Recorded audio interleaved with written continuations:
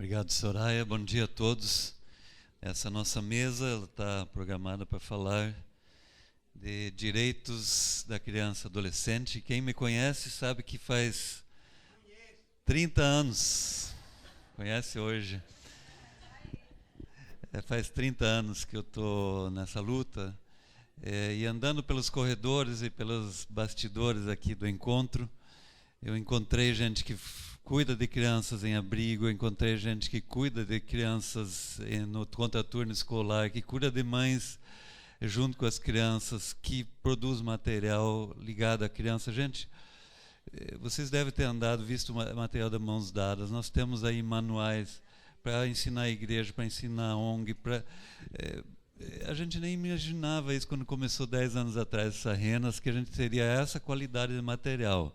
Se você não viu ainda, veja, gente. É o resgate que Deus está dando em resposta a um sofrimento, ao sofrimento da criança.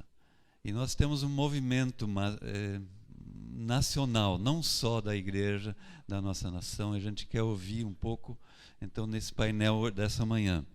Assim, eu quero apresentar os nossos... Não são conferencistas, nós temos 3 pessoas convidadas para essa plenária, que chama Caminhos na Defesa de Direitos de Crianças e Adolescentes. Quero chamar primeiro meu amigo aqui, o Patrick. O Patrick está lá em Curitiba conosco. E o Patrick, ele vem de uma área de negócios, virou pastor, né? Virou assistente social, que mais, Patrick? E brasileiro também, inglês que virou brasileiro. E dirige uma ONG, um trabalho chamado Encontro com Deus, que cuida de mães em situação de risco com as suas crianças. Patrick, seja bem-vindo, depois te dou a palavra, pode sentar aí. Eu queria também chamar nosso amigo aqui, o Alexandre Brasil, ainda não. O Alexandre Brasil, não estou vendo, está lá no fundo. Alexandre, vem aqui. Alexandre ele está hoje em Brasília como assessor do ministro Gilberto Carvalho, assessor do Departamento de Diálogos Sociais, e ele foi para lá por pedido do ministro numa indicação, primeiro ao meu irmão, Werner, mas também numa articulação da Renas, Aliança Evangélica, Rede Fale, que mais EPJ, e assim foi. A gente foi meio uma unanimidade, o ministro escolheu. E ele está aí, vai nos trazer um pouco da política de proteção e do que a igreja tem com isso, né, Alexandre? Então, bem-vindo aí. Por favor, pode sentar. Gostaria também de chamar o Sérgio Rocha. Sérgio também trabalha na Secretaria de Direitos Humanos da Presidência e é economista, especialista em gestão de programas e projetos sociais. Então, temos algo em comum. Obrigado pela presença, pode sentar. E a gente vai, então, abrir essa mesa e vai ouvi-los. Cada um tem uns 20 minutos. E a gente trabalhar na questão tanto da política dos direitos da criança e adolescente, como na questão do atendimento. E a gente quer abrir, então, essa mesa com a palavra do Alexandre Brasil. Pode ser? De você começar? Você quer terminar? Então, a sugestão da mesa é que o Sérgio comece, ele está preparando o material. Enquanto isso... Como? 20 minutos. Então, enquanto ele prepara o material, esse tema da criança ele foi importante na nossa caminhada como Renas. A maioria das organizações sempre trabalhou com criança, mas não só. Hoje os problemas sociais são tão grandes, a gente vê um movimento consistente de atendimento a pessoas com dependência química ou outros problemas. Por exemplo, o que veio muito forte na pesquisa que a gente fez sobre a incidência em políticas públicas, aquela pesquisa que muitos de vocês responderam, o que queremos mudar no Brasil. Ela trouxe alguns temas como o combate à extrema pobreza, questão da educação, questão da transparência, da saúde, e a gente gostaria de levar Eu vou adiantando aqui porque ele está esperando um pouco. Mas a gente gostaria de levar um desses temas para o próximo encontro, que nós temos um convite do pessoal de Curitiba, para voltar ao encontro para Curitiba. E a gente é de lá e gostaria de possivelmente recebê-los, vamos articular lá para dar certo, e trazer um desses temas que está tão presente nesse nosso Brasil, que ainda está tão desigual, em que há muitos que sofrem e que tem muitos em extrema pobreza. Sérgio, nós vamos então te dar a palavra primeiro. Ok, muito obrigado pelo convite. Primeiro, bom dia a todos e a todas. É com alegria que nós estamos aqui, reunidos com vocês. Eu vou ficar em pé, tá, gente? Porque se eu ficar sentado, eu me sinto preso. Da importância do trabalho, né, que a rede desenvolve nesse país inteiro, dos projetos sociais que vocês estão à frente, principalmente na defesa integral dos direitos de crianças e adolescentes. A Secretaria de Direitos Humanos, né, na qual a nossa ministra Maria do Rosário, que manda um grande abraço a todos vocês, nós fazemos a articulação dessa política. E junto com a Secretaria de Direitos Humanos, nós temos o principal conselho, né, de defesa dos direitos de criança e adolescente, que é o Conselho Nacional dos Direitos da Criança e do Adolescente, que está na Secretaria, junto com a Secretaria de Direitos Humanos, buscando articular, implementar, né, a política nacional, buscando também a implementação efetiva do nosso já jovem Estatuto da Criança e do Adolescente, né, já tem 23 anos, então já está no Estatuto da Juventude, já passou para o Estatuto da Juventude, que foi recém-aprovado, mas que nós ainda temos um grande desafio na sua implementação. E vocês são peças fundamentais nessa implementação, né, na articulação, nos municípios, no estado de onde vocês vivem, no monitoramento, na busca de implementação dessas políticas. E hoje eu vim aqui para falar um pouco disso, para falar um pouco desse trabalho. Eu trabalho na Secretaria Nacional de Promoção do Direito da Criança e do Adolescente. Estou atualmente na Coordenação Nacional da Convivência Familiar e Comunitária, e dentro desta coordenação nós temos os mais variados temas referentes à criança e adolescente, né? Nós temos desde a implantação do Plano Nacional de Convivência Familiar e Comunitária, né? Toda a questão, as orientações técnicas para serviços de acolhimento institucional e familiar.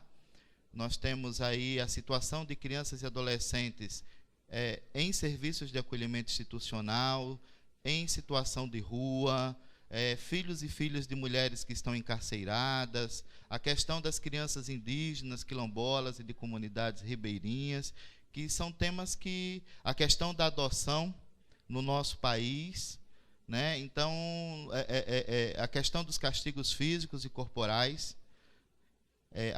Então, nós temos aí um leque de temáticas que nós estamos juntos fazendo uma incidência, e que eu tenho certeza que a RENAS tem esse olhar também junto conosco, né, e busca no dia a dia, na ação de vocês, diária de vocês, estão buscando essa defesa integral para que nossas crianças e adolescentes possam ter seus direitos assegurados, né? E é isso que nós queremos, crianças que se desenvolvam de acordo com a sua idade, com todos os recursos que são necessários para o desenvolvimento, e principalmente que a família seja responsável por esse desenvolvimento e não o Estado.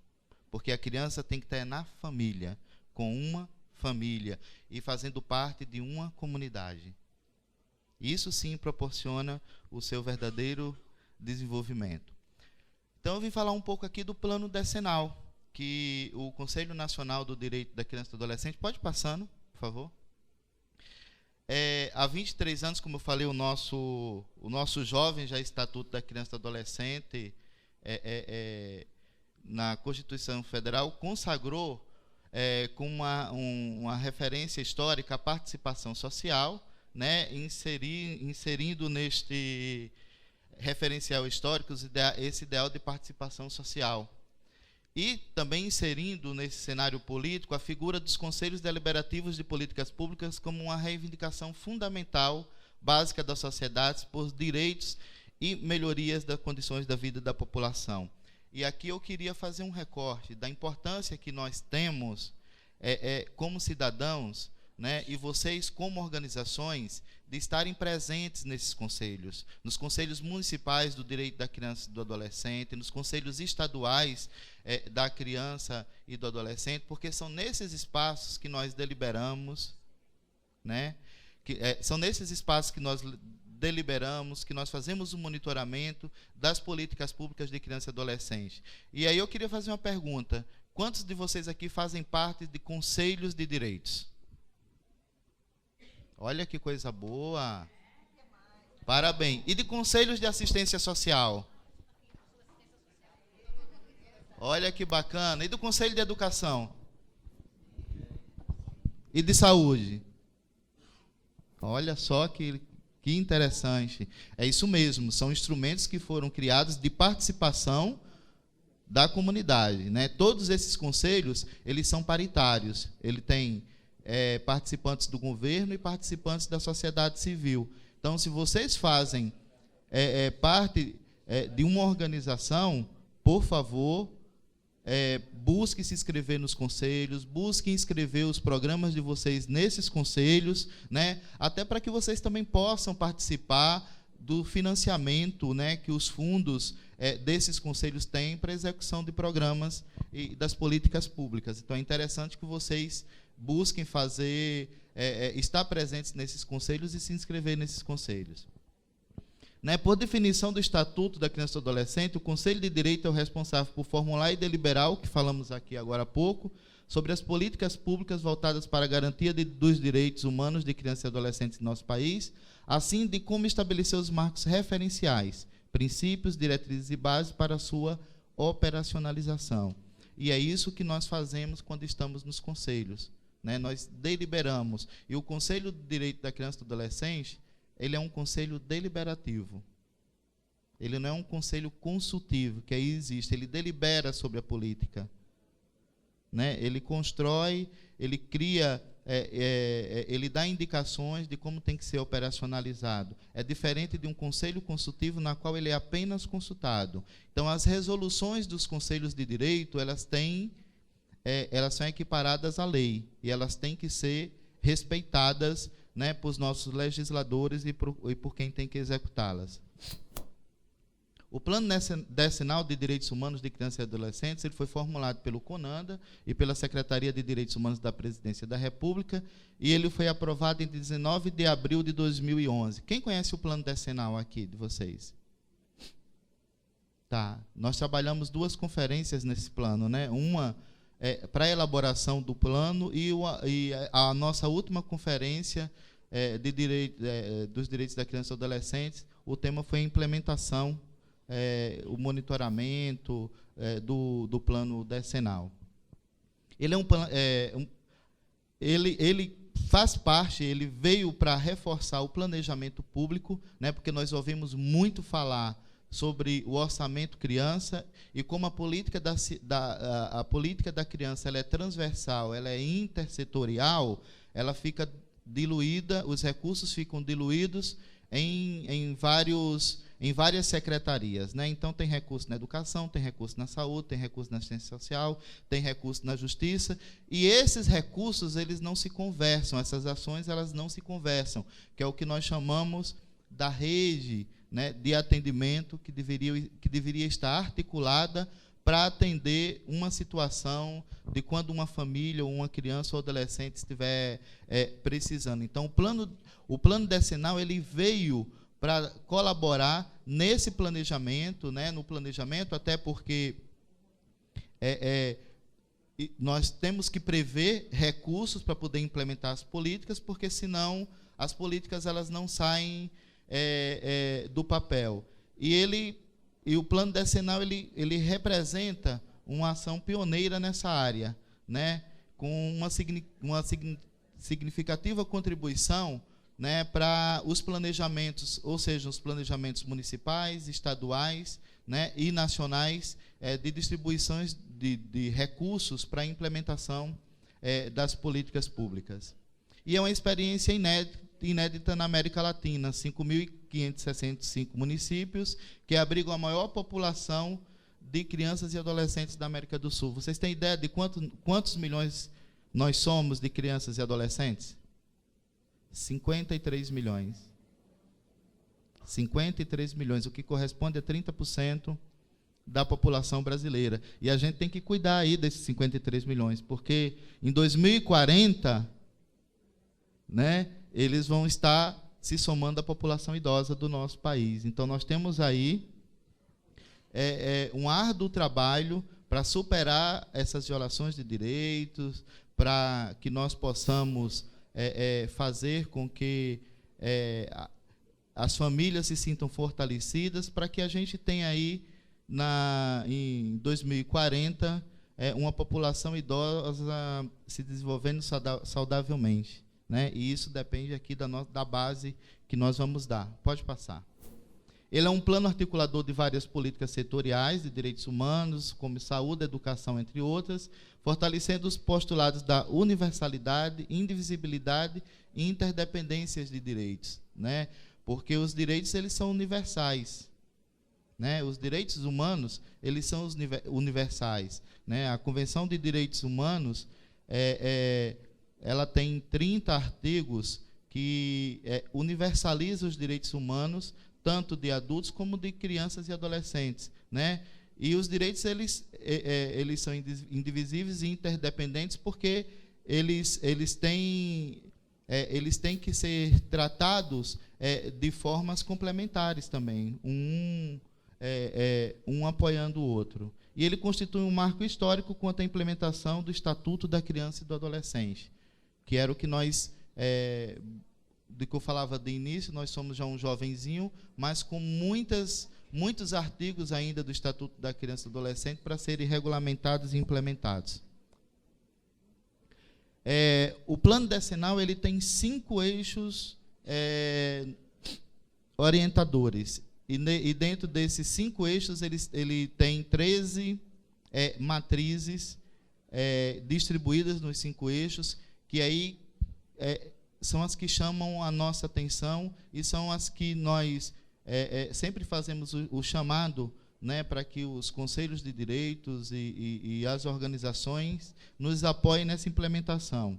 O eixo 1, que é a promoção dos direitos de criança e adolescente, que tem na sua primeira diretriz a promoção da cultura do respeito e da garantia dos direitos humanos de crianças e adolescentes no âmbito da família, do Estado, da sociedade e do Estado. Isso aí nós temos garantido constitucionalmente, isso é o 227 da Constituição, e vocês prestem atenção que o legislador, ele coloca a família como primeiro, e não o Estado. O Estado é o terceiro nessa garantia de direitos. Então, o primeiro garantidor de direitos é a família, mas o Estado tem que dar condições a essa família para garantir os seus direitos, né? Então, a gente também não pode perder isso de vista. Considerando as condições de pessoas com deficiências, diversidades de gênero, orientação sexual, cultural, étnico-racial, religiosa, geracional, territorial e de nacionalização e de opção política, né? E a diretriz 2 é a universalização do acesso às políticas públicas de qualidade que garantam os direitos de crianças e adolescentes e suas famílias e contemplem questões como desigualdade, afirmação da diversidade e com a promoção da equidade e da inclusão social, né? Então, essas são as 2 diretrizes, e dentro dessas 2 diretrizes nós temos várias ações de orientações para a implementação deste eixo.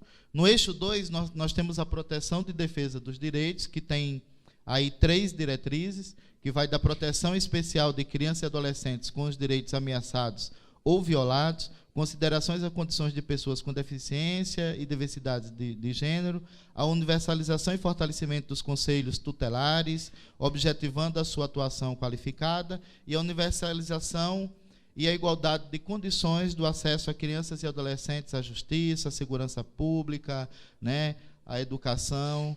Então, nós temos, neste eixo, a proteção e defesa dos direitos de crianças e adolescentes. E muitas das organizações de vocês, elas estão nesse eixo, no eixo da proteção, né, com serviços para proteção, ou seja, em serviços para acolher crianças, ou no contraturno escolar, ou serviços para crianças e adolescentes em situação de rua, para as meninas com seus filhos, né, companheiro? Então, este é um eixo que tem uma efetiva participação de vocês, e a gente tem que ter esse olhar e esse recorte para crianças e adolescentes. E o eixo 3, que eu considero um dos eixos mais importantes, que é o de protagonismo e participação de crianças e adolescentes. Porque a gente tem que parar de construir política pública, os técnicos construindo políticas públicas, sem consultar os usuários, sem que o usuário fale o que é que ele quer, o que é que ele deseja, né? Que ele faça junto conosco o diagnóstico da situação, dos serviços, e ele diga realmente que tipo de atendimento que ele quer. Então, a gente tem que sair, a gente tem que romper de vez com o código menorista, né, que infelizmente ele ainda se perpetua no nosso país, principalmente nas ações do judiciário, né, e de alguns segmentos da sociedade civil, e colocar a criança e o adolescente como sujeito de direito. Ele não é mais objeto de direito. A criança e o adolescente é sujeito de direito, ele tem que ser ouvido, ele tem que ser escutado, ele tem que participar das decisões que vão ter impacto na sua vida, né? Claro que isso observando a sua condição peculiar de desenvolvimento. Então, as crianças, elas têm que participar, elas têm que ter a livre expressão, elas têm que externarem aquilo que elas querem. E isso é muito importante. Na última conferência, nós conseguimos ter a participação de mais de 800 adolescentes, né, na última conferência nacional. E eles participaram ativamente das conferências municipais, das conferências estaduais, até chegarem nas conferências nacionais. Então, é importante que vocês proporcionem, no dia a dia da atividade de vocês, a participação das crianças e adolescentes, construam junto com eles as metodologias, né, as ações diárias, os acordos, porque são eles que vão ter que cumprir os acordos e não nós, os adultos. Nós estamos ali apenas como os mediadores da situação. Então, é muito importante que ele seja ouvido, que a sua voz seja escutada. O eixo 4, que é do controle social, que também aí vocês têm um papel importantíssimo, que é o fortalecimento de espaços democráticos de participação e controle social, priorizando os conselhos de direito da criança e do adolescente e assegurando seu caráter paritário, deliberativo, controlador e a natureza vinculante das suas decisões. E aí eu digo para vocês, nós temos conselhos de direitos em 93% dos municípios brasileiros. Nós ainda não temos 100%. Conselhos tutelares, nós temos 97% dos municípios brasileiros. E isso a gente está falando de uma legislação que os criou há 23 anos.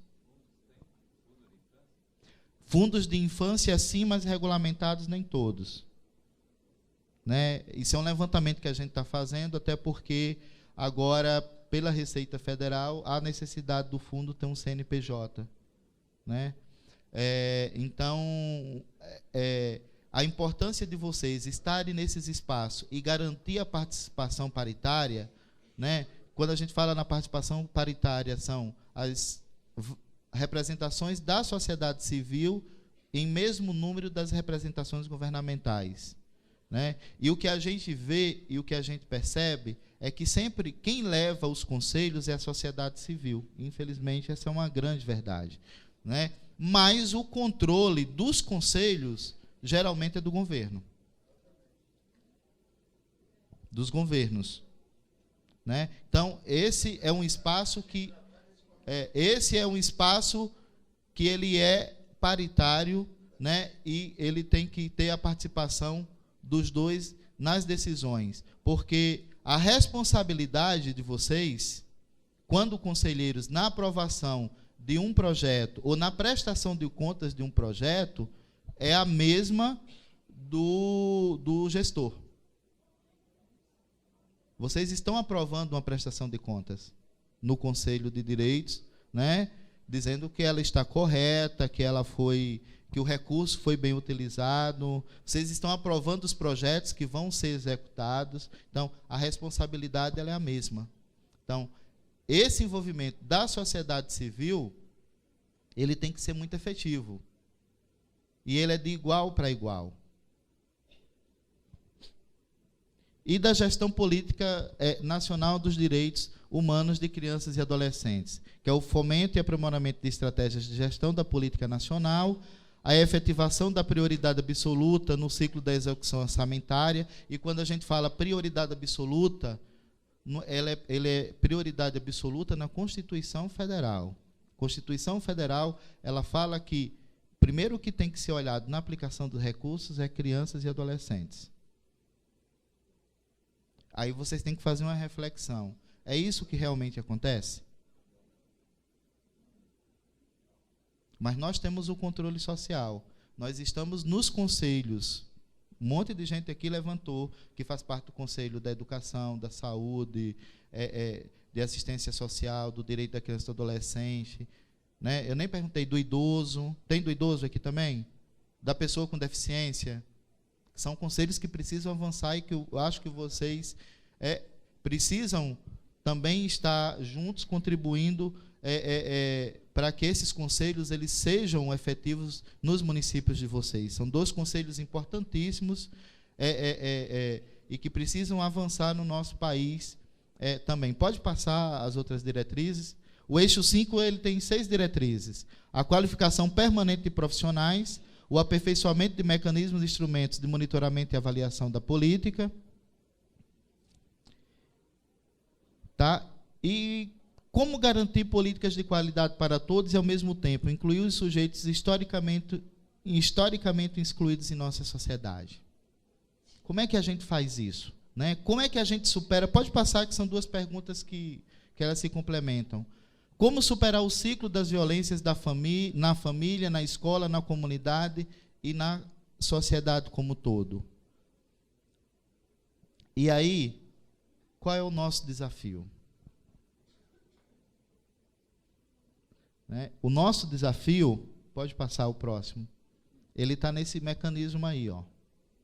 Isso aí é o que nós chamamos de Sistema de Garantia de Direitos.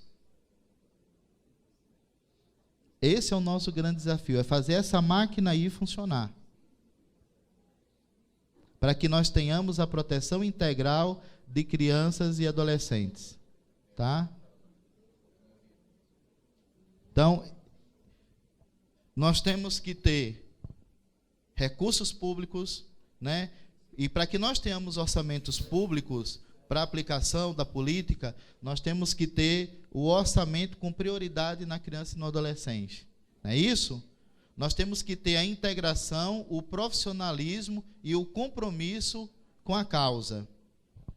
Né? Nós temos que ter esse elenco aí de atores, né, para promover essa política intersetorial. Né, desde um programa de tratamento para a drogadição, né, que os CAPs hoje são uma referência e fazem um trabalho importantíssimo. Secretarias que são muito importantes neste processo. O apoio à Polícia Civil e Militar também está envolvido, o Ministério Público, várias de infâncias, programa socioeducativo, e aqui eu queria fazer um recorte e uma reflexão, e me sinto muito feliz de ontem ter assinado as cartinhas que vocês vão estar encaminhando lá para o senhor presidente do Senado, né, falando por que vocês são contra a redução da maioridade penal, e essa é uma reflexão que nós temos que fazer, porque não é querer justificar a violência do nosso país, rebaixando a maioridade penal. Nós temos aí 70 mil adolescentes, né, hoje cumprindo medidas socioeducativas, mas 30 mil estão hoje com medidas de internação, e desses 30 mil, 80% desses meninos são delitos leves, né, são infrações leves. Tá? Então, nós temos 1%, se a gente for fazer do total dos crimes que nós consideramos mais graves, né, de crianças e adolescentes, 1% que são mortes, estupros, né, que são os crimes considerados mais graves, desses meninos que estão de 1 a 3% desses meninos que estão no sistema socioeducativo. Então, e quem são esses meninos também?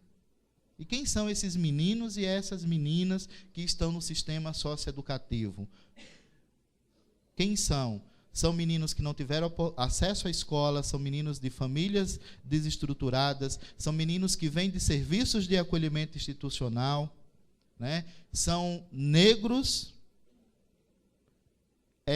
sem escola, não frequentaram a escola. Então, esse é um recorte que a gente tem que fazer para saber se a gente vai criminalizar mais ainda, né? Porque os nossos meninos e as nossas meninas, né? Eles já nascem com a sentença. Eles já nascem com a sentença. O tempo encerrou? Tá ok. Eu começo a me entusiasmar quando a gente começa a falar dos direitos de crianças e adolescentes. Então, assim, a gente vai ter um bate-papo depois com eles, com perguntas e respostas. Tá ok. Então, se der tempo, mas aí o nosso apaixonado aí pelo Plano Nacional de Convivência Familiar e Comunitária fala um pouco do plano também. Eu agradeço a atenção de vocês e estamos aqui para contribuir nessa discussão e na apropriação dessa discussão. Muito obrigado. Obrigado, Sérgio. Muito bom. Vamos passar para o Patrick, então.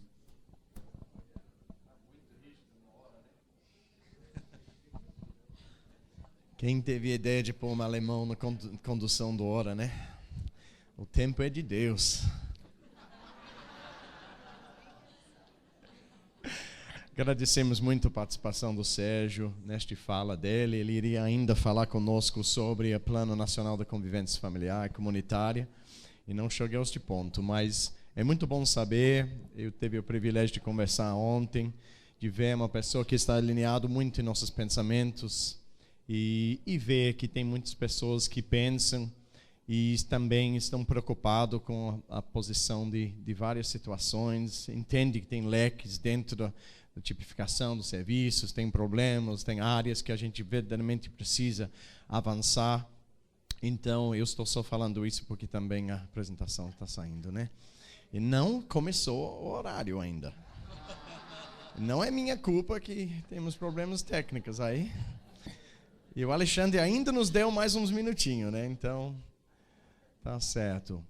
Mas, Sérgio, quero agradecer mesmo e, por favor, continua o diálogo com o nosso povo. Sabemos que não somos sempre o povo mais fácil do mundo dialogar. Então, mas não desista da gente. Tá certo. Gente, eu tenho um papel neste manhã, numa certa forma, de estar fazendo este leque e falar um pouco um posicionamento e a partir da ideia de nós como membros, como afiliados, como representantes de uma entidade da RENAS. E neste sentido, falar da igreja de forma mais ampla, né? Entendemos que somos a igreja do Senhor Jesus Cristo, de uma forma ampla, universal da igreja, e nosso papel na área da luta dos direitos da criança. E, gente, eu gostaria de começar isso, e eu coloquei de propósito, porque, apesar de todo o discurso do Carlinho antes, eu coloquei pastor naquele primeiro slide lá, de propósito, né, neste momento, né, para falar que sou pastor, né? Então, né, isso também leva como quer, tá certo. Aí eu mostrei minha segunda casa. Eu pensei uma imagem lá da nossa igreja, lá no bairro do Cajuru, lá em Curitiba, o segundo mais violento bairro de Curitiba, parte da área mais da periferia de Curitiba, eu acho este prédio bonitinho. Até teve meu dedo lá, ajudei a desenhar a frente dela. Mas é uma igreja que você tem em qualquer esquina, de qualquer bairro, de qualquer bloco do nosso país. Tem uma igreja desse, sentado lá, um mais feio, um mais bonito, um menos estruturado, etc. Mas é uma igreja que tem uns 80 membros, mais ou menos. Então é bem, vamos dizer, a grande massa das nossas igrejas tem este tamanho. Por favor, não avance antes de eu falar, senão você tira todo o meu fôlego e todo o desejo de surpresa para, matou o meu discurso, a piada ficou sem, não, ok, legal. E a questão é essa, a gente somos convictos que as igrejas são um potencial, um espaço primordial, um espaço de educação, de formação de pensamento, são um público que pode ser potencializado no direito de defesa do direito da criança e adolescente. Correto? Correto? Mas é um avanço, é um caminho. Não é uma coisa automática. A gente sabe disso, né? E nosso caso, assim, por favor, não me entenda mal, não estou aqui mostrando nada, mas já dá para começar do fato que você está vendo aquela cesta de basquete no estacionamento da frente da igreja, né? Quando você vai nosso trajetório, indo para a próxima imagem, que a partir do direito, pode ir, por favor, desculpa, companheiro, ofendi, agora está de greve, não. Agora eu vou só falar e as imagens vão seguir. Mas a gente tem este serviço primordialmente de trabalho com mães e filhos a partir do direito, da defesa do direito da criança. É verdade. O champanhe americano, né? Então, a partir da defesa do direito da criança, crianças com seus direitos violados, a possibilidade de oferecer um acolhimento institucional com a mãe, né? Abraça, a gente não teve a mínima ideia que a repercussão que iria dar. E, modestamente, hoje a gente participa até na construção de políticas públicas, na área de defesa da convivência familiar e comunitária, a partir deste modelo que a gente descobriu por causa de uma demanda, né? Eu vou chegar lá um pouco depois. Ok, vai, rapidinho agora. Aí também temos serviço de convivência e fortalecimento de vínculos com crianças do bairro. Então é só para mostrar que uma igreja pequena pode passar isso. Aí a gente precisa refletir sobre algumas questões hoje de manhã. Temos que refletir sobre por que a igreja deve lutar pelos direitos. Aonde a igreja pode lutar pelos direitos? Que são políticas públicas, a participação, como as políticas públicas são construídas, o que significa controle social e função dos conselhos, e aí vai. Várias perguntas a gente tem que jogar para a gente e começar a pensar do ponto de vista da igreja, na forma mais ampla, por que a gente vai entrar o que é nosso papel, o que são as áreas que a gente pode atuar. Pode passar. Então, como eu mencionei, há um certo caminho, né, das pedras. Eu não sei, por favor, se alguém vê um erro do português, neste momento ainda são os meus traços em inglês aí. Mas eu vejo que os trabalhos sociais normalmente começam, e isso não é exclusivo às igrejas, com uma percepção de demanda. Eu vejo nos ONGs, nas entidades, né, desde aquelas mais tradicionais, alguém em algum momento percebeu uma demanda social, ficou incomodado com alguma realidade, e isso, como igrejas, somos uma expressão legítima de cidadania, de uma junção de pessoas pensantes. Nós percebemos uma demanda, nós vimos alguma necessidade, alguma situação no nosso bairro, na realidade, há uma junção de capacidades que nós temos dentro daquele grupo de membros da igreja, ou o que seja, e que a gente percebe uma demanda, e parte desta demanda, a percepção desta demanda, começa a surgir o que e como nós podemos interagir e reagir. O caminho daquela percepção da demanda até poder construir e participar, influenciar a construção das políticas públicas e os planos, a construção dos planos, é um caminho. E não é sempre tão linear, mas assim, você pode começar estudando base teórica, situacional, você olha seu bairro, começa a fazer levantamento, você começa a ler, às vezes a gente começa até com histórias, né, testemunhos sobre pessoas que trabalham naquela área, às vezes a gente parte para material mais teórico, mais puro, a gente começa a se adequar à legislação, a gente começa a ler a informação que tem sobre aquilo, mas a gente vai se aprofundando. E num momento ou outro, a gente normalmente, não sempre, a gente vê uma certa constituição formal. Claro, isso depende do tipo de movimento, rede, ONG, o que sai desta percepção de demanda. Mas tem uma constituição formal. Tem rede, tem carta de princípios, você trabalha sobre alguns documentos, algumas formas de protocolo, você vai, né, formando o corpo a este trabalho. Depois, ou em paralelo, como eu disse, isso não é 100% linear, você tem o conhecimento das políticas públicas, onde você se insere dentro das políticas públicas. E isso, eu acho muito importante que a gente teve hoje de manhã esta participação, e quando eu estava falando um pouco, né, fez uns comentários sobre a organização deste evento uns meses atrás, eu falei, gente, nós precisamos estar nos engajando, nos entendendo onde a gente se insere dentro deste mundo de políticas públicas. O crente tem este problema. A gente fala, Deus me falou para eu cuidar de tal coisa, me deu esta estratégia. Aí a gente fala, então, sendo que vem de Deus, deve ser a coisa, né, deve ser uma coisa nova, deve ser uma coisa que mais ninguém já ouviu pensar ou pensou na vida. Gente, com todo respeito, Deus fala. Mas como a gente viu hoje, ele usa o mula para falar, se necessário. Ele já está fazendo, faz tempo, ele já está incomodando pessoas. E não se importa se é crente ou não crente, o importante dele é que Deus ama criança. Deus ama criança e adolescente. E ele vai usar quem está disposto a trabalhar na garantia destes direitos. E nós, como crente, quando Deus fala para nós, a gente entra com aquela outra medida que é a vocação. A gente começa a não medir o preço de batalhar naquilo. Pelo menos deveria, né, gente? Né? Tem alguns de nós que não são tão assim. Mas assim, altruísta, né? Mas a ideia é que verdadeiramente Deus nos dá esta paixão para aquela causa. Mas não, vamos não ser tão arrogantes assim, gente. Tudo que foi mostrado no plano nacional, não tem uma ação com a criança e adolescente que você não consegue colocar dentro do eixo do plano nacional da assistência da direito da criança e adolescente e dos metas decenais. Você vai conseguir inserir, você vai fazer com uma perfeição, um engajamento, uma força, uma vocação, você vai conseguir fazer isso, mas você faz isso dentro do mundo que tem regras, que tem limites, já é mapeado, Deus já sabe muito bem como isso, e as demandas da criança e adolescente já são bem vistas, bem conhecidas.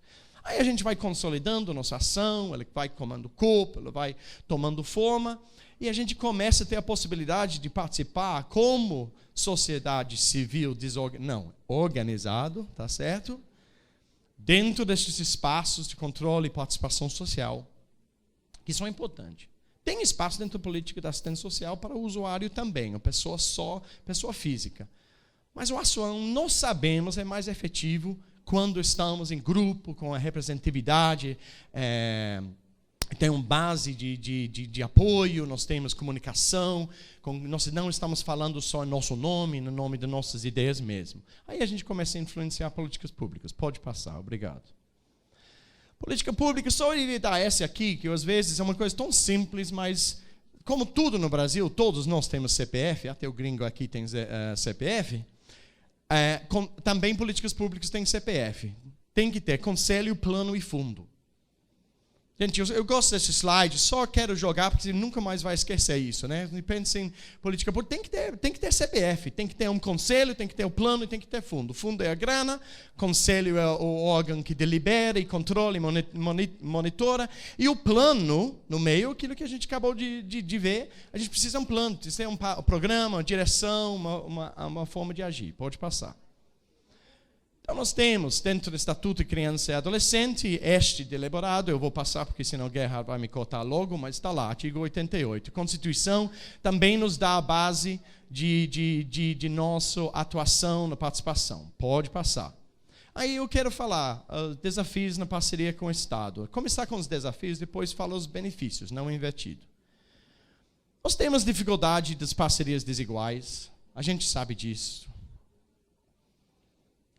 Tem muito poder, muita influência de formação, de controle sobre suas próprias ações. Quando nós entramos em parceria com o Estado, a gente entra com um preço administrativo altíssimo. O apoio não é garantido. Eu acho isso engraçado, né? Sempre os argumentos daqueles que amam o Estado e sempre falam: você pode parar de fazer seu serviço amanhã. Por isso você não é um legítimo política pública, porque você pode fechar seu ONG amanhã e as crianças vão para onde? Nosso Estado são contínuo. Beleza, né? Beleza. Nós podemos um dia morrer, mas vocês morrem todo ano. De dezembro a março não sai nada. No final do ano, gente, a continuação das políticas públicas é uma vergonha. Começa a contar os meses por ano que eles efetivamente conseguem acontecer, deliberar e pôr em prática. É o ano eleitoral, então não dá para fazer nada depois de julho, só no finalzinho de dezembro. Estes argumentos eu aceito, eu conheço, estou exagerando um pouco. Mas assim, a gente precisa também falar que há risco tudo, o mundo é real lá fora. O Estado não é perfeito, as entidades não são perfeitas, mas a junção é respeito mútuo. Nós temos nossas limitações, mas a descontinuidade de apoio é um problema que a gente sofre. Financiamento engessado, quem lida com dinheiro público sabe o peso disso, né? As dificuldades de financiamento. Nós assumimos o risco, o dinheiro entra, sai, linha reta, tem que mostrar, tem que sair da mesma conta, 3 orçamentos e tudo, mas você assume o risco. Se aquela funcionária que você contratou depois te leva na justiça, o Estado, o problema é seu. Mas o dinheiro entrou, pagamos aquele funcionário. Tipificação dos serviços limitados. A gente sabe dos limites, alguns serviços não são tipificados, alguma criação, a criatividade que a gente pode ter no serviço, forma de serviço. A gente sabe que tem vários serviços que são muito bem financiados, comparativamente. Falando com a Magali de Manaus, nem tanto, mas eu iria falar de acolhimento institucional. A gente vê que tem lindo financiamento bem estabelecido. Mas tem outras ideias, tem muito espaço onde o financiamento é muito frágil, e um desses é na área da participação e controle social. O financiamento para isso, o apoio de nós participar desse espaço. Eu agradeço de novo aquela palavra que foi falada pelo Sérgio sobre nossa participação em conselhos. Né? Nós temos muita responsabilidade, mas muito pouco recurso para fazer um bom trabalho. Pode passar. Mas os motivos de parceria com o Estado, se é positivo, que eu sou um cara normalmente mais ou menos positivo. Quando você tem parcerias com o Estado, você tem acesso à informação. A gente sabe, através de parcerias formais, você entra em linhas de capacitação. Tem capacitações contínuas, você começa a se adequar, você tem um apoio técnico. Seu serviço pode se tornar parte de um fluxo formal dentro das políticas públicas. Você não precisa a busca de uma criancinha para atender. O Estado traz para a sua porta, se você está fazendo um trabalho bem feito. Né? Você torna-se parte de um fluxo, seu serviço. Você ganha legitimidade com aquilo. Gente, eu sei que foi falado em um outro momento, nesta reunião, por alguém que nós não deveríamos pôr a mão em dinheiro público. Eu não concordo. Mas todo mundo tem o direito de pensar como pensa. Eu não concordo. O dinheiro é difícil, o dinheiro é caro, o dinheiro é engessado. Mas quando você faz uma parceria, que às vezes envolve a questão financeira, vem com isto uma exigência para o nosso trabalho se tornar mais visível e mais transparente. Ele ganha uma legitimidade. Vem o contrapartida do Estado e começa a trabalhar e ter corresponsabilidade pela qualidade do nosso serviço. Isso é importante. Nossos serviços, eles têm que se qualificar e têm que entender que aquilo que a gente faz, além da vocação, do amor, da compaixão, também é técnico. Ele também é técnico. Ele não é só um serviço, né, pela compaixão, pelo amor. Ele também é um trabalho técnico. Nós precisamos misturar essas duas coisas, né? E nós precisamos trabalhar nesta forma. E o influência e advocacy que você ganha participando dos espaços. Se você tem uma parceria formal, você consegue entrar e adequar-se de outros espaços. Pode passar. Ok. Esta é a Política Nacional de Direitos Humanos, como foi mencionado pelo Sérgio. Vamos passando. O Plano Decenal. Eu também citei o Plano Nacional da convivência. Por que eu botei isso aqui? Só um exemplo, gente, de como estas políticas, né, tem caras que falam, meu Deus do céu, né, o Estado é um bicho e o crente é certo e tal. Não sei como lidar com isso, eles não pensam igual a gente e tal. Mas, gente, se você lê os planos, você vai ver alguns são mais apologéticos em termos do família do que a própria gente. E neste plano nacional da convivência familiar e comunitária, passando, tem esta frase, por exemplo, a convivência familiar e comunitária é fundamental para o desenvolvimento da criança e adolescente, os quais não podem ser concebidos de modo dissociado da sua família, do contexto sociocultural e de todo o seu contexto de vida. Assim diz o Senhor.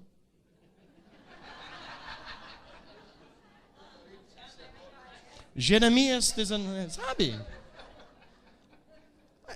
Gente, esse conceito maravilhoso. Não poderia colocar isso melhor, né? Vamos fazer uma pregação sobre isso aí. É uma bênção esta frase aí. Gostei demais. Pode passar. Aí fala outras coisas. Direitos da criança. 2 minutos. Direitos da criança viver em família, adoção. Isso é sempre aquela 2 de te dar ideia, né? Que está terminando. Direito, adoção centrada no interesse da criança. Pode passar, senão não vai dar. Objeto do PNAS, centralidade na família, pode passar. Olha, gente, agora eu vou virar mais crente. Centralidade na família. Gente, eu quero só mencionar brevemente esta questão do vínculo afetivo, porque tem uma linha de pensamento que é só Deus na causa.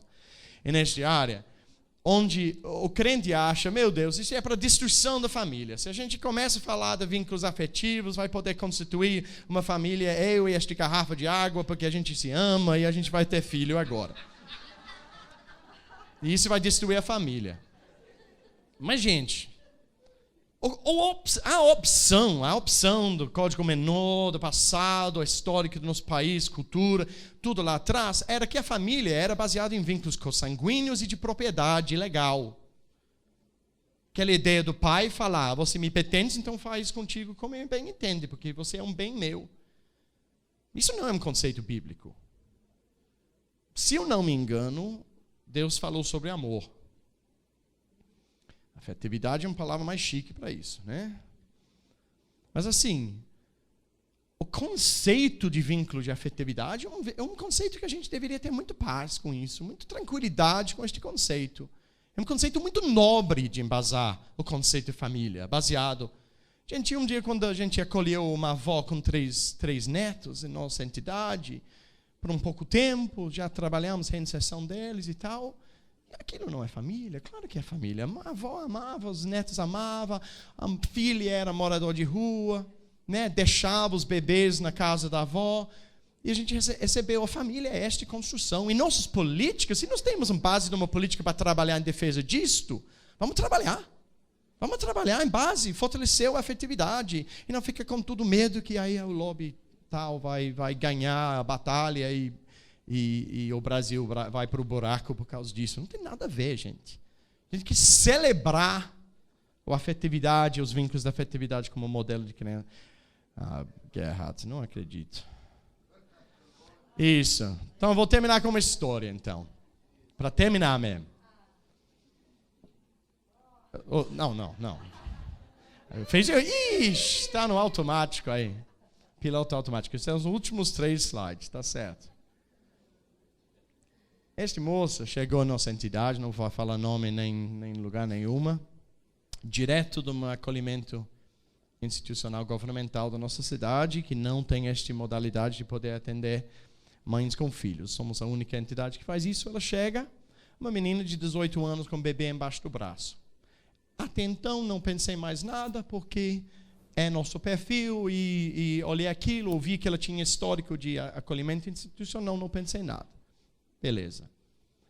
Passou algumas semanas, ela recebeu uma visita da sua irmã mais velha, e a irmã mais velha me reconheceu e falou, pastor, eu te conheço. Eu falei, desculpa, não lembro ter te conhecido. O senhor era daquele orfanato.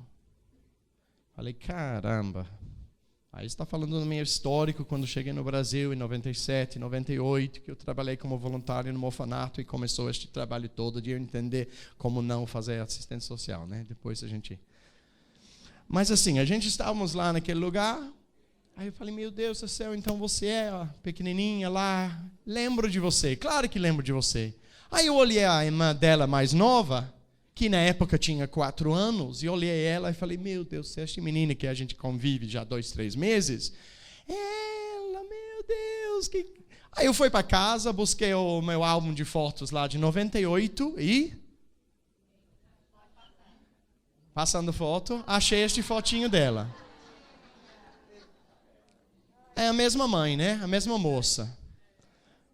Me emocionei mesmo, mas eu me emocionei muito, mas muito mais, quando eu perguntei para esta moça de 18 anos o que aconteceu depois deste dia, depois dos 4 anos até os 18. Onde eu vi uma história em nome de defesa dos direitos deste criança, que mãe era alcoólatra na época, bebia, o problema nem era de crack em 98, né? Tomava, os 5 filhos foi retirado dela, morava no orfanato, e eu ouvi que esta moça passou uma vida institucionalizada dos 4 até os 18, sendo sistematicamente separada dos seus irmãos, proibido pelo juiz de ter contato com sua mãe, que neste meio tempo já parou de beber. E comecei a refletir sobre aquilo que acontece quando a gente não investe na família. Gente, nós estamos aqui para falar de criança e adolescente, mas, gente, nós precisamos ter política, porque o problema não é a criança, gente. Nós sabemos disso. O problema está no contexto da família onde está inserido. Isso que enfraqueceu, e nós precisamos ter políticas que investem nisso. Nós não podemos terceirizar esta responsabilidade sempre. Falar, estou fazendo um bom trabalho para a criança, estou dando tudo que esta criança precisa. Aquilo que uma criança precisa é família. Esta moça, voltando àquela imagem, ela saiu, fez aquele sistema S do Vira-Vida, né, lá do sistema S, fez uma reinserção, conseguiu sua capacitação, saiu, né, no começo deste ano, trabalhando e para um aluguel com seu filhinho. Beleza. Aí passamos 2 semanas, ela chega lá no abrigo para cumprimentar a gente, falar com a gente. Na verdade, ela foi num culto, eu não tenho vergonha disso. É isso mesmo, ela foi no culto de domingo. Aí ela foi falando, gente, eu fui buscar minhas irmãs, as irmãs mais novas. E a gente, ixi, e agora pegou. Foi lá no abrigo governamental, lá, busquei minhas irmãs no fim de semana, estão comigo em casa. A gente falou, aí, minha filha não pode fazer isso, o juiz não vai gostar disso. Né, de 15 e 17 anos, foi lá buscar as irmãs. Ela falou, mas somos família. Chega de acolhimento. Chega de me impedir de viver em família. A gente falou, olha, a decisão não é nossa, você, né, a gente pode te ajudar. Falou, eu quero ir conversar com o juiz. Então, foi na juíza, com 19 anos e meio, pegou a guarda das suas 2 irmãs. Com 19 anos, porque ela falou, eu tenho o direito de viver em família. Gente, nós precisamos entender a importância. Este Plano Nacional da Convivência Familiar, ele não é um documento bonitinho, ele não é de uma direção política. Fala da essência da vida. O valor constitucional da nossa sociedade está na família. E nós precisamos defender estas políticas públicas com unha e dente, com oração, jejum e tudo e mais. Acho que deu. Obrigado.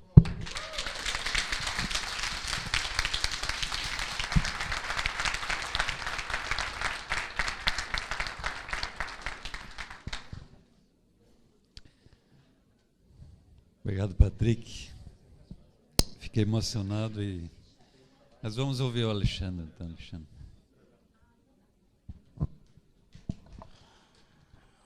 Bom dia, irmãos e irmãs. Vou falar depois do Patrick é covardia, né?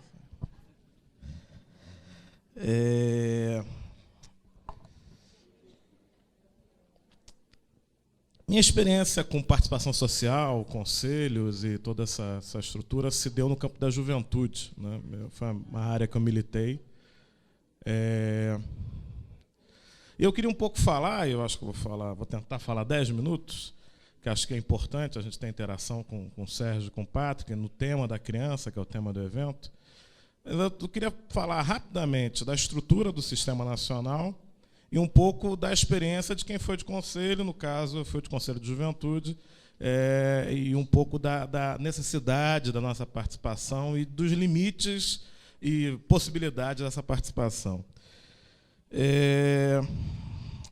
Continuando nessa discussão e um pouco, né, sobre o plano decenal, o plano da convivência familiar, eu tenho tido a oportunidade nos últimos meses, junto com o Wellington e o pessoal da Unicef, de conversar, e com a SDH também, de conversar sobre uma ação de comunidades religiosas em prol das crianças e adolescentes. E o meu trabalho na Secretaria-Geral é um pouco olhar para o governo federal, e em conversa com a Unicef, identificar dentro do governo quais iniciativas já existem e que atendem a criança e que são além do que existe dentro da SDH, da Secretaria de Criança, né? E pensando na amplitude que representa trabalhar com criança. Então, eu inicio fazendo um apelo, lembrando de algumas questões, e aí, lembrando a partir do que o governo já tem alguma experiência, alguma atividade, por exemplo, a questão racial, né? A gente falou aqui sobre mortalidade da juventude negra, tem a campanha do FALE contra a redução da maioridade penal. Então, a ideia é que a questão toda a discussão de redução da maioridade penal, eu estava ontem numa banca aqui na Federal do Ceará, por isso que eu não pude estar com vocês, e a pessoa me perguntou qual a sua opinião sobre isso, aqui no Ceará está muito violento. Eu falei, é um problema realmente, como morre criança negra no Brasil, né? A discussão, se a gente quer ter a discussão sobre redução da maioridade penal ou não, uma discussão tem que começar com os níveis absurdos de morte de crianças pobres negras de periferia no Brasil. A redução da maioridade penal é um detalhe na discussão que, para mim, tem importância pouca, efetividade pouca, e se a gente quer discutir alguma coisa, como se mata criança negra, pobre, periferia no Brasil. Esse que é o problema que a gente já tem, né? Tem uma pena de morte aí para aquelas crianças que têm a cor padrão, como fala o Ronilson, né? Você tem a cor padrão, né? A cor padrão, se está com droga, é preto, vai preso, se não é usuário. Então, questão racial, questão de discussão sobre crack, que aí com certeza os irmãos e irmãs têm enfrentado isso no cotidiano objetivo. Então, essa é uma questão fundamental que a gente tem que como sociedade, como governo, se empenhar cada vez mais em enfrentar esse problema. Toda a questão de educação, das nossas escolas, do ensino público, de uma tentativa de ser tempo integral, da alimentação escolar, enfim, a igreja como comunidade, uma iniciativa que o Ministério da Educação tem de mobilização social pela educação, de se envolver com nossas escolas e tentar potencializar, melhorar, entender, acolher, ajudar, cobrar, fiscalizar, enfim, a ideia da sociedade como um espaço nosso, como um espaço que a gente é chamado a participar. Né, violência contra a mulher, violência contra a criança, violência sexual. Então, existem diversas áreas que a nossa ação com crianças envolvem, né, e que estão inseridas, que é bom a gente sempre ter esse olhar mais amplo. Né? Acho que a gente tem discussões sobre questão racial, discussões sobre abuso sexual, e coisas que vocês, cotidianamente, com certeza, têm experimentado e têm atuado. E aí, assim, a ideia da participação social, né, que foi o que me pediram um pouco para falar hoje de manhã, é um direito da Declaração de Direitos Humanos, é um princípio constitucional, e como a própria presidenta fala, o bom da democracia é a participação das pessoas. Né, e o Boaventura também fala, né, se nos dão a democracia, democratizemos a democracia. Então, a ideia fundamental da Secretaria-Geral, dentro da estrutura do governo federal, é como se estabelece um sistema nacional de participação social, um espaço que facilite a participação social. E, fundamentalmente, isso tem um texto do ministro Dulce, que foi o ministro anterior, que ele comenta como foi criada a Secretaria-Geral dentro do governo, do primeiro governo Lula. E aí a ideia era: as elites brasileiras, elas sempre tiveram acesso ao poder público, né? Porque eram o poder público e porque eram amigas do poder público. E elas entendem como o poder público funciona. Então, o papel da participação social, que acho que até o Patrick, a ideia do acesso à informação, mas uma informação que qualifica a sua relação com o outro. Né? Você sabe o que pedir, como pedir, sabe o que é viável, sabe o que não é viável. Então, a ideia fundamental que o Estado, numa democracia, ele tem que ter capacidade de receber as demandas legítimas de segmentos sociais variados, e esses movimentos sociais têm que ter ideia do que dá para pedir e como se pede para esse Estado. Então, se criam espaços em que sentam juntos, nos conselhos, por exemplo, segmentos do governo e segmentos da sociedade. E com isso a gente aprende um com o outro como é que é a questão na ponta e como é que é a questão quem está lá em Brasília tentando fazer alguma coisa, tentando construir alguma política na área de gestão, na área técnica. Então, a ideia fundamental que o Dulce comenta é que no um Estado democrático não cabe uma situação em que as pessoas ou aplaudam ou vaiem à situação quando o governo faz alguma coisa. O importante é que as pessoas possam, em algum momento, participar na elaboração, na fiscalização e na avaliação das políticas públicas. Então, acho que o Dulce mesmo que comenta, o movimento de atingidos por barragem, eles devem brigar por as questões objetivas que as barragens feitas para as hidrelétricas atingem eles, mas eles têm uma contribuição fundamental para se pensar uma política energética brasileira. O movimento sem teto é fundamental o diálogo com ele para pensar o Minha Casa Minha Vida.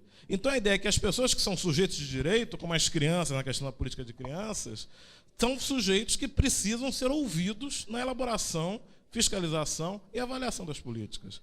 Isso é uma coisa que se tem nos últimos 10 anos, e aí eu vou apresentar dados muito rapidamente sobre isso, pode passar o próximo. Dentro de uma lógica que se tenta construir no Brasil como um legado de um partido que hoje está no governo, mas de uma proposta, de uma lógica de se governar, em que se busca cada vez mais estabelecer uma lógica de democracia participativa que se soma à democracia representativa que está prevista na Constituição. Então, a ideia é que, por meio dessas instâncias e um sistema nacional de participação social, que está sendo encaminhado, provavelmente até o final do ano, para avaliação em projeto de lei, a gente consiga ter uma estrutura, ter uma arquitetura que faça com que uma decisão de uma conferência tenha alguma resposta, necessariamente, de um ministério, 1 ano, 6 meses depois que a conferência aconteceu. Então, a ideia é que a conferência ela faz sugestões, né? Não é deliberativa mandatória, ela é indicativa de diretrizes ou temáticas. E o ministério precisa dizer alguma coisa. Legal, vamos fazer, legal, não vamos fazer, legal, não conseguimos fazer, ruim, não vamos fazer de jeito nenhum. Mas, enfim, que você comprometa o gestor público a dar respostas a questões que saiam de ouvidorias, questões que saiam de conferências, questões que saiam de conselhos, e com isso você cria uma estrutura dentro do governo federal, né, que é o nosso caso ali, mas num sistema nacional, estadual e municipal também, em que você tenha fluxo entre as participações da sociedade e as respostas do governo. Próximo. Então, hoje, as instâncias previstas em Constituição de participação social são os conselhos municipais, estaduais e federal, conferências, idem, ouvidorias de órgãos públicos, audiências de consultas públicas, mesas de diálogo e negociações, que a Secretaria-Geral tem feito, com uma série de segmentos, e plebiscitos e referendos. O único que não tem previsão legal são as mesas de diálogo, o resto já é previsto. Próximo. O PPA é uma briga que se tem lá dentro. O próprio Fórum Interconselhos foi um ganho desse último ano e também está se tentando regulamentar isso. Então, só para ter uma ideia de como isso é um investimento, ontem, quinta-feira, o ministro Gilberto esteve aqui, alguém perguntou essa preocupação de diálogo é uma coisa circunstancial com 14. O ministro respondeu, isso a gente faz desde que a gente entrou no governo. Então, a ideia é que o governo tem buscado, desde 2002, incentivar ao máximo espaços de participação social, né? E aqui em Renas, várias organizações, e como quando o Sérgio perguntou, têm participado desses espaços localmente, regionalmente e nacionalmente. Vai passar rapidinho isso, para o meu tempo aqui ficar dentro? Não tão rápido, né? Pulou um. Número de conselhos, a composição de conselhos, a ideia de paridade. Então, hoje, participam mais pessoas da sociedade civil do que do governo nos conselhos. Próximo. Ouvidorias, que para mim é um negócio super interessante, a gente consegue montar. Assim, o meu sonho de vida é a ouvidoria funcionar, né? Que é aquela coisa, estou lá em Brasília, me liga, Alexandre, me ajuda com tal coisa. Meu querido, liga para a ouvidoria. Infelizmente, cada 10 vezes que eu faço isso, uma tem resultado objetivo, direto e rápido. No dia que for metade, mais da metade, eu vou ficar feliz da vida. Mas é um espaço republicano, é um espaço bacana, democrático, aberto. E assim, é uma coisa que a gente tem que lutar, acho que até o último fio de cabelo, a questão de ouvidorias que funcionem. E ouvidorias que, e aí quando a gente conversa com os ouvidores e vê realmente que são pessoas que militam nessa questão, ele fala, não, uma questão que a gente atendeu resolveu o problema de 30 mil pessoas, 50 mil pessoas, que era uma questão que atingia vários. Então a ideia é que um país do tamanho do Brasil, o fato de você ter um problema e ligar e reclamar, por mais que vire uma estatística hoje, se Deus quiser, daqui a um tempo, isso de fato vai ter impacto objetivo na política de saúde, de educação, de assistência ao idoso, criança.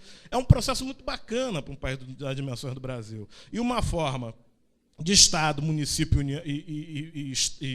e União brigarem um com o outro também. O problema não é do município, ou é do município, ou é do Estado, é o da União, e com isso você conseguir também ter um fluxo entre as instâncias que passam adiante. Né? Que lá em Brasília é muito interessante. Ou tem aquele pessoal que passa adiante, que é a maioria, e o que resolve. Então, se você dá sorte, cai na mão de alguém que resolve. Então, ora, faz a reclamação e ora, depois porque talvez resolva. Pode passar, esse aí é o meu setor, não preciso falar sobre isso. Audiências públicas. E aí, volta. E aí, um pouco, a disposição hoje é como a gente junta essas várias iniciativas, esses instrumentos, e explica para o governo federal, explica para o gestor do governo federal que ele precisa ouvir as populações que são atendidas e a sociedade civil organizada na elaboração e execução de política pública. Então, esse é o grande desafio, esse é o trabalho da Secretaria-Geral, convencer os nossos colegas por meio de formação, cursos, conferências, eventos, pesquisas, que é fundamental na democracia ter esse modelo de participação social como um método de governo. Próximo. Então, o SUAS nasce desse jeito, o plano decenal nasce desse jeito, toda a experiência do SUS, questão da segurança alimentar, que a Renas participa já há bastante tempo, a Visão Mundial também participou. Enfim, a Juventude Viva, que é na área de juventude, foi uma reivindicação da primeira Conferência Nacional de Juventude, que virou uma política pública agora, em 2012. Enfim, você tem tido sinalizações que, de fato, alguma coisa a gente tem conseguido tocar, tem conseguido avançar, mas aquela velha história, né? Governo é que nem feijão, só funciona na panela de pressão, né? Então, é a ideia que não adianta a gente chegar, participar e vir para casa dormir, mas você tem que começar e pressionar o tempo todo e brigar com a situação. Passa meu tempo. Essa é uma questão, acho que uma das questões mais importantes. Renas, o Patrick teve um ano e a Petrúcia teve esse ano, que é o Fórum Interconselhos. Então, isso é uma tentativa fundamental que passa por discutir o orçamento da União. Então, é uma tentativa ainda muito... Mas esse ano até o planejamento foi muito mais simpático no processo, fez um relatório, teve um cuidado muito grande, eu acho que com os temas transversais dentro do orçamento da União, mas a ideia é que a gente, por meio desse processo, que é um processo sempre muito negociado, brigado, disputado dentro do governo federal, tentar que as incidências de políticas sociais reflitam cada vez mais no orçamento da União. Isso, em termos de valores, eu não vou me lembrar, mas é uma coisa que aumentou absurdamente nos últimos 10 anos, mas é uma coisa que a gente tem que ficar o tempo todo brigando, que é aquela coisa que o ministro falou também. É muito fácil liberar dinheiro para apoiar a empresa, para fazer certas coisas, sempre é um processo de negociação com planejamento, com os ministérios que tratam das pastas,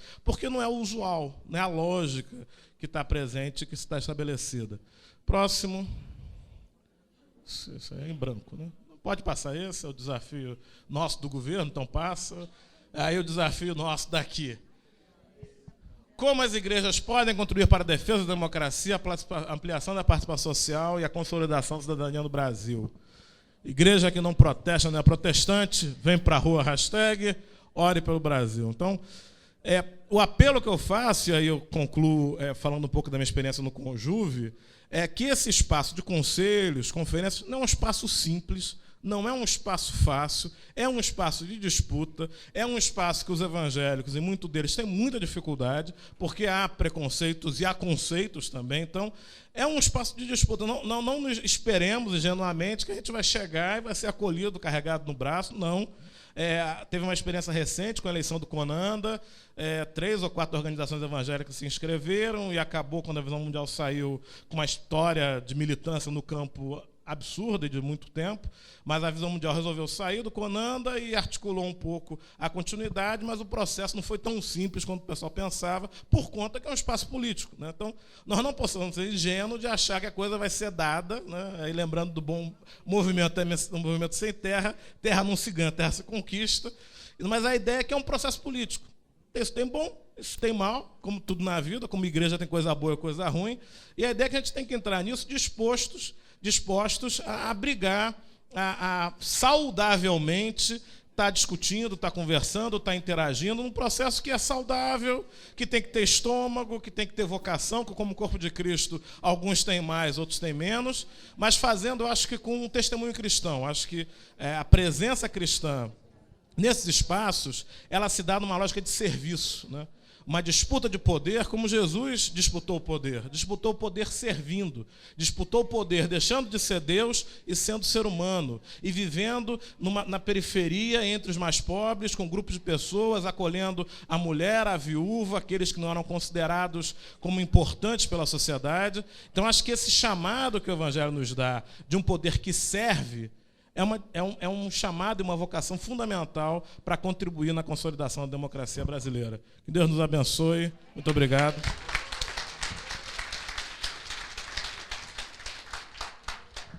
Pessoal, eu podia ouvir esses nossos preletores por mais 2 horas aqui, mas... Está todo mundo enredado aqui. Caiu na rede. Caiu. Então, eu me sinto compelido a dizer um pouco mais do que o Alexandre. A Renas tem tido alguns espaços, como no Conselho Nacional, a gente tem uma cadeira lá com a Daniela, com o Werner, mas o governo federal tem chamado, por exemplo, a Petrúcia foi esses dias no Interconselhos, e a gente abriu assim para os filiados da Renas, diz, quem que pode ir? Surgiram 4 candidatos, a gente pôde escolher um deles. E o desafio não é só a participação, é a participação qualificada. E qualificada, assim, tanto da pessoa que vai e que tem propriedade para falar, que conhece do assunto, como também de uma participação de trabalho em rede. Porque é o seguinte, não adianta também eu ir lá e dizer o que eu quero, o que eu acho. Quando nós trabalhamos em rede, ou se você representa uma instituição, o representante tem que efetivamente representar o que a rede pensa, o que a instituição pensa. Ele tem que poder captar isso. Nós temos um bom exemplo lá em Curitiba, a Sociedade Bíblica do Brasil se candidatou ao CMAS, e toda vez que há uma reunião do conselho, eles mandam a pauta alguns dias antes, quando é publicada, mandam para quem quiser.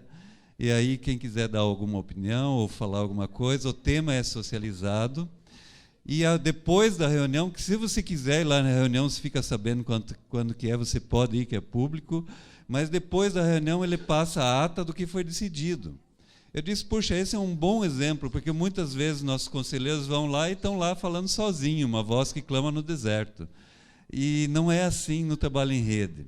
E isso é um aprendizado que nós precisamos, além de participar e conquistar os espaços, qualificar a nossa participação. Com aquilo que a gente pensa, com as causas que a gente defende. Eu fui chamado, aliás, atendi um convite do governo federal para discutir o orçamento federal no início de julho. Foi a primeira vez que isso aconteceu na história desse país, que um orçamento federal recebeu participação de várias entidades sociais. Mas eu confesso, eu nunca tinha lido o orçamento, nem a LDO, nem as outras leis, LOA, e como eu, a maioria dos que estavam lá também não. Então eu disse, poxa, mas quem que entende do orçamento federal? Quem que nós temos aí qualificado que já leu as leis, que já sabe o orçamento e tal?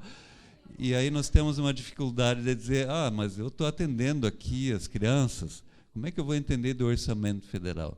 Gente, só para mostrar os desafios que tem essa participação, de a gente poder qualificar pessoas, de a gente poder ter gente que entende dos vários assuntos, porque não é só ir lá, é ir lá e representar bem. Esse é o nosso desafio.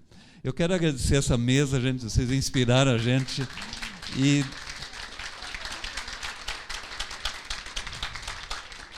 eu quero deixar nós preparamos aqui uma pequena lembrança. Quero chamar o Sérgio aqui para receber um livro do Carlos Queiroz sobre espiritualidade e uma lembrança nossa aqui. Muito obrigado, Sérgio. Deus abençoe. Alexandre.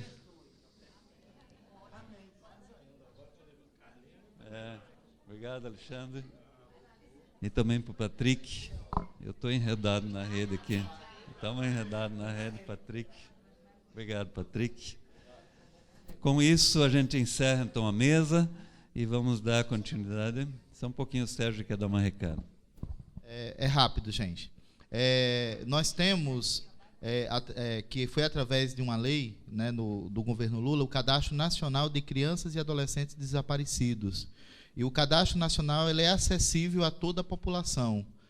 Ele se encontra no endereço www.desaparecidos.gov.br e qualquer pessoa pode registrar um caso de criança ou adolescente desaparecido. Então, é importante que vocês divulguem na comunidade de vocês, para que nós possamos... É um instrumento que ele apoia na busca e na localização. Tá? Mas é importante também que a família faça o boletim de ocorrência, porque é com o boletim de ocorrência na delegacia que pode ser feito de imediato ao desaparecimento. É outra lei também, de 2006, que é a Lei da Busca Imediata, que pode ser feito de imediato o boletim de ocorrência, não precisa esperar 24 horas, 42 ou 72, como a maioria das delegacias pede que se espere. É de imediato, é lei. É essencial que se faça o boletim, mas divulguem o cadastro para que a gente possa aí apoiar essas famílias na divulgação dessas situações de desaparecimentos. Um aviso também rápido. Enquanto eu falava, foi distribuído dois folders, 2 panfletos, um sobre participação social e outro sobre conferências. O de conferências, depois que foi impresso, houve uma série de mudanças. Então, vou enviar para o Lissander uma planilha atualizada com conferências que foram canceladas ou que já tem as datas, para ele colocar no site. Então, eu peço aos irmãos e irmãs que acessem o site de Renas para baixar lá uma planilha Excel com as informações atualizadas das conferências nacionais.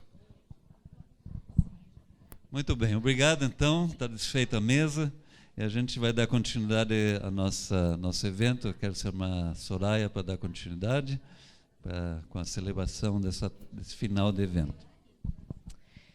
Agora nós vamos ter um momento muito